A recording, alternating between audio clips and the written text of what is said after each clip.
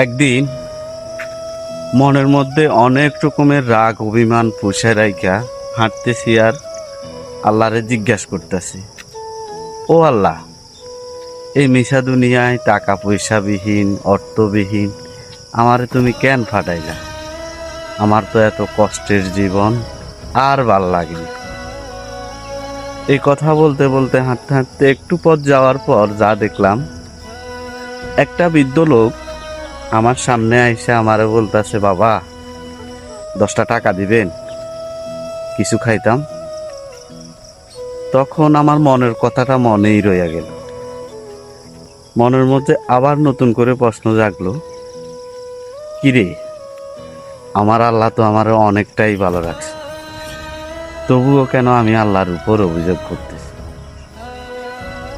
তারপর আমি লোকটার দিকে অবাক হইয়া কিছুক্ষণ তাকানোর পর তারে আমি 20টা টাকা দিলাম।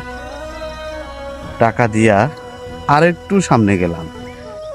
আরেকটু সামনে যাওয়ার পর দেখলাম একটা লোকের একটা পা নাই, ভিক্ষা কইরা খাইতেছে। ওই লোকটারে দেখা আমার মনের মধ্যে আবার নতুন কইরা প্রশ্ন জাগলো, হায় রে, আমার তো 2টা পা আছে, আমার যদি একটা পা না থাকতো তাহলে কেমন লাগতো আমার কাছে? তাইলে তো আমি তার চেয়ে গরিব থাকতাম। ওই দিকে তাকানোর পর আমার মনে আবারও নতুন করে প্রশ্ন জাগলো যে, আল্লাহ, আমি তোমার উপর যত অভিযোগ করছি সব ভুল। আল্লাহ, তুমি আমারে অনেকটাই ভালো রাখছো, অনেকটাই সুখে রাখছো। তো আসলে এই গল্পটা থেকে একটা জিনিসই শিখলাম, আমরা যে যার জায়গা থেকে যেরকমই আছি, মোটামুটি আলহামদুলিল্লাহ ভালো আছি। আসলে যে যার অবস্থানে আছি তার থেকে যদি একটু নিচের দিকে ভাবি, একটু নিচের মানুষদের দিকে খেয়াল করি, তাহলে মোটামুটি আমরা সব সময় আমাদের জীবনটা সুখে শান্তিতে কাটে। কিন্তু না, আমাদের মধ্যে লোভ আকাঙ্ক্ষা সব সময় লেগেই থাকে যে আমি ওর উপরে কেমনে উঠব। কিন্তু আমাদের নিচে, আমাদের অবস্থান থেকে খারাপ যে কিছু মানুষ আছে, আরো খারাপ অবস্থানে আছে, আমরা ওই দিকে তাকাই না।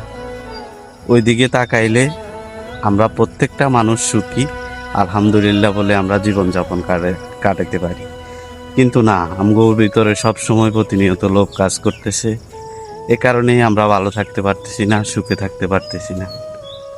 তো এই কথাটা এ কারণেই বললাম, আপনি যে অবস্থানে আছেন, আপনার অবস্থান থেকে যদি নিচে কোন মানুষটা আছে ওই মানুষটারে খেয়াল করেন, তাহলে আপনি সুখী।